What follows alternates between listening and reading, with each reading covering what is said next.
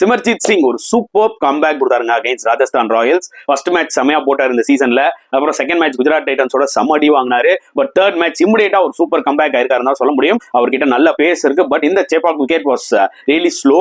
But ஒரு சின்ன ஒரு ஸ்பாஞ்சி பவுன்ஸ் இருந்தது. அதை யூஸ் பண்ணி பேக் ஆஃப் லென்த் டெலிவரிஸ்லாம் சூப்பரா போட்டாரு. இமேஜின் பண்ணி பாருங்களேன், ராஜஸ்தான் ராயல்ஸோட டாப் 3 பேட்ஸ்மேனோட விக்கெட்ஸ் எடுத்திருக்காரு. எஸ்எஸ்வி ஜெய்ஸ்வால், ஜாஸ் பட்லர், அப்புறம் Sanju Samson who's man in form. So ரொம்ப க்ரூஷியல் விக்கெட்ஸ் இது மூணுமே. இது மட்டும் வந்து பாத்தீங்கன்னா எடுக்காம இருந்தா மேபி இன்னொரு 20 ரன்ஸ் அவங்க எக்ஸ்ட்ரா அடிச்சிருப்பாங்க.